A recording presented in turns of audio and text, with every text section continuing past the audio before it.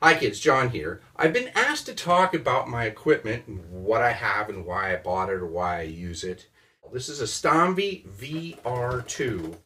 I happen to own and play for a long time the prototype to the V-Raptors, the very first V-Raptor there was.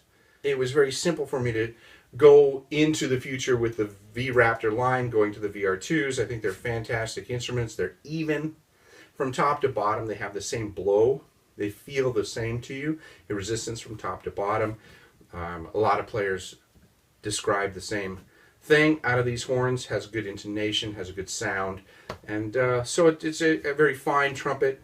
I enjoy it, and for me, it's also very, very versatile. At the time that I bought the instrument, I was doing a lot of different kind of playing, and I needed to be able to blend in different sections and get different types of tone out of the horn. So it allows me to play from I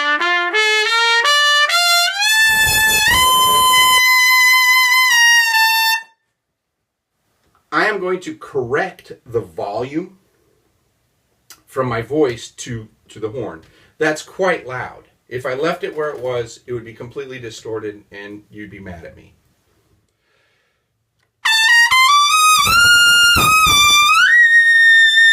So I can play commercial on this, and by changing out the mouthpiece, very important, gives you a certain sound quality by changing out the mouthpiece. And for me, what I do is I take the slide and I pull the slide out, and all the V-Raptors come with two slides, and I go from the rounded slide to the squared slide to play a much more mellow sound. But to get the similar type of resistance that I'm used to, I change a couple things out, and it makes it very easy for me to go back and forth between the between commercial and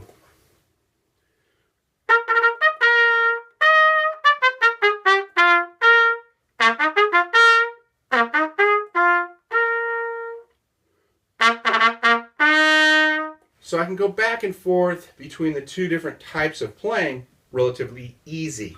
When it comes to the two mouthpieces that I'm using Stomvi Flex mouthpieces. My commercial mouthpiece is a Stomvi Flex S14A VR VS, and my pseudo commercial mouthpiece is a Stomvi Flex 3G VR J6. All of my mouthpieces have a screw rim on them. This is not stock. I've been playing this rim since 1985, and so that puts it, at 30 years now? So the rim is a screw-off rim. I had it custom made so that I'm playing my rim on every mouthpiece, and I happen to play a Reeves 43 rim. And so I have a Reeves 43 rim on every mouthpiece that I have. My C trumpet is the mouthpiece. Let's start there since we just got done with mouthpieces. This is a Stomvi Flex 3G VR M4GL. That's what this mouthpiece is. And it wasn't necessarily made specifically for the C trumpet. I just thought I'd like to, give this mouthpiece a little bit of a whirl and see what it was like. And it turned out that it worked really well with my C trumpet. And one more aspect about the Stomvi mouthpieces is they have removable sleeves or couplers, as they're called in the Flex world. This is a Flex coupler, and what it does is it's adjusting how far in or out the mouthpiece is going in the horn, and I can do a little bit of fine tuning as to intonation and how it feels to play the instrument with a gap adjustable system. And that's what this is. I believe in doing that. It's just one more way to slightly fine-tune your instrument. You're not going to get it perfectly in tune by adjusting the gap, but you can make things better, more manageable, and easier to play. So my C trumpet is a Bach, and it's a Bach Spock. It's a brass spa, and that's what it says on the lead pipe is brass spa. You're not going to be able to read any of this, but it's a different lead pipe. And it also has a section here in the bell tail that comes out of the third valve, comes out of the valve block. This section has been changed, and the lead pipe has been changed. And that was done per calculations and results of testing that William Cardwell did on trying to correct intonation in the Bach C trumpets. And this is a very early version of a Bach-Spock conversion of a C trumpet. So it's a Bach trumpet with some different parts that help take care of some of the intonation characteristics that Bach C trumpets tend to have. A lot of C trumpet players you'll find will have a Bach conversion done by somebody. So it's very common to have this kind of a setup. The reason I got this particular C trumpet is it allows me to play quite soft, and I'll explain why I need that in a moment.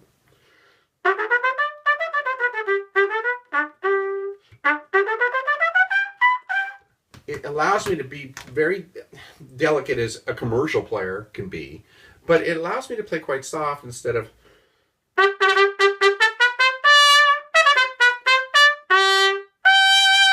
I don't have to do that in the type of playing that I do.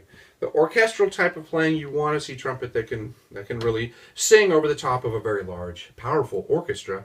But for me, the usage of a C trumpet is going to be in church or chamber situations. If I go into a church and they have an 8-member choir and I'm playing parts along with the organ player, this can be really challenging to stay under the choir and not bury the choir. So it's very purpose driven that I've got this particular setup. I was able to find it and fine tune it for me to be able to work in that manner. Next, we're going to move to the piccolo. This is a Bach VBS 196. And the reason I got this particular piccolo is I felt it was a good playing horn, and I could pick it up quite quickly and function on it. And as a commercial player, where I'm going to be playing this piccolo is in either a chamber or a church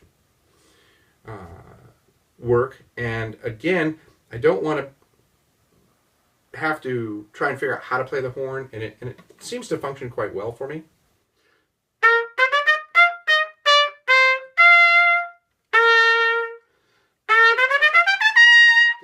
It feels comfortable to play. I'm relatively at home on it.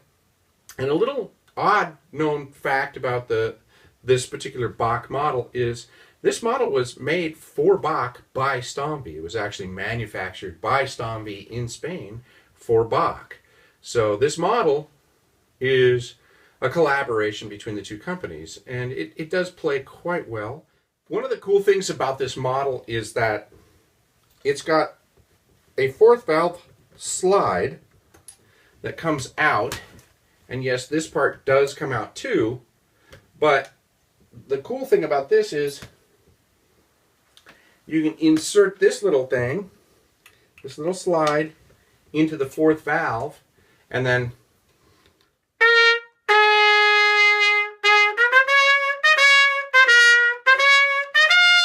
it puts it in G. So you can have, with the lead pipes, you can have B flat or A, and then you can even have G by pressing this valve and putting in this slide here and holding this down as you play. So you can play the horn in 3 different keys.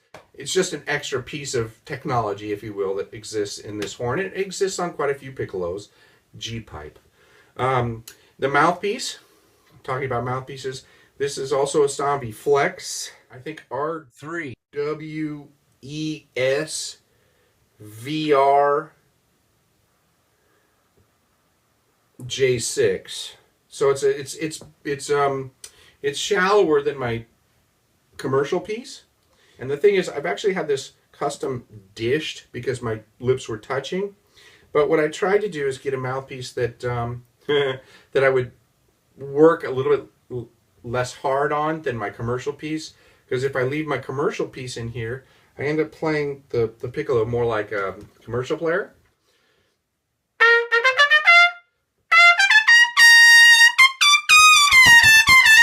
That's a little bit, maybe over the top for piccolo. So you're supposed to be playing delicate and all Baroque-like. So I needed something that would access that side of the piccolo.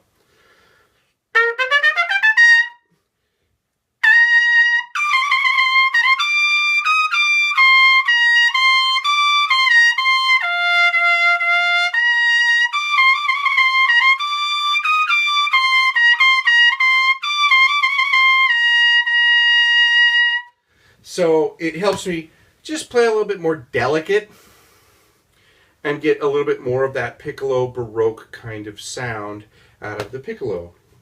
So there's that. The other instrument that I use on occasion is the flugelhorn, and this is a Stomvi Elite.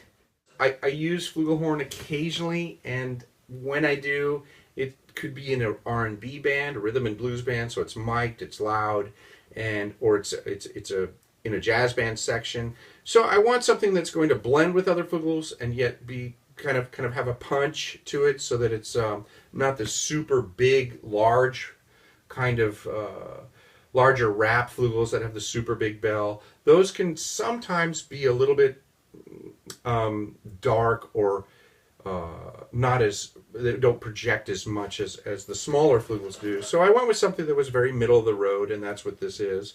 The mouthpiece that I'm using is, again, it's a Stomvi Flex. It's a S14 FL F8, and again, my Reeves 43 rim is on that. All of them, again, all my mouthpieces custom cut for my 43 rim.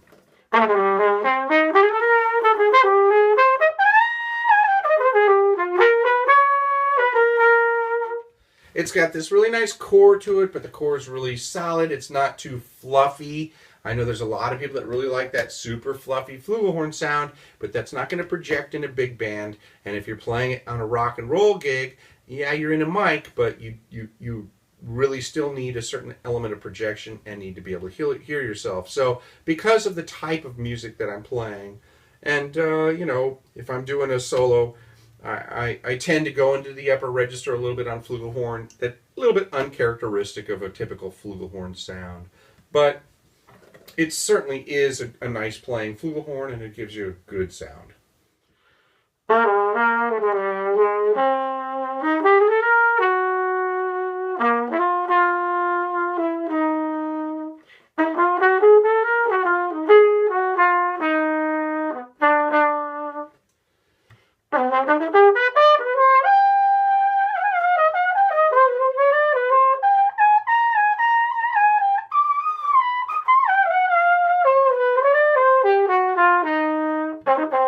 So as you can see, I can go throughout the whole register of the horn. It's very easy to play.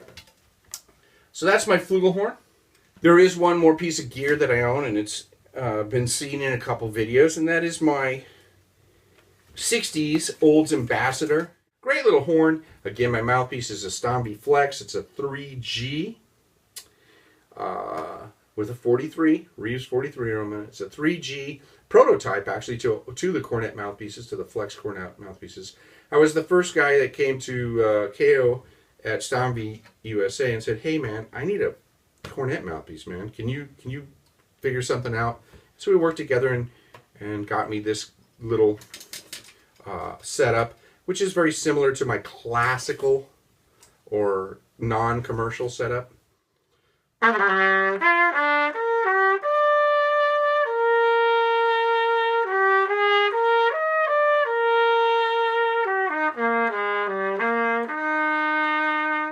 Not a hardcore traditional cornet sound, but that's not what I'm looking for. I'm just looking to be able to practice the cornet and stay kind of in the middle ground of the type of music that I would need to play.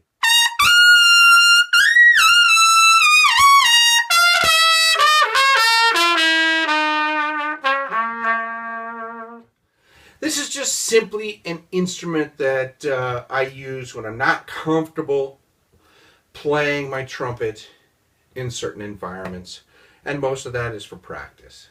So, hope all this helps. Till next time, take it easy, kids.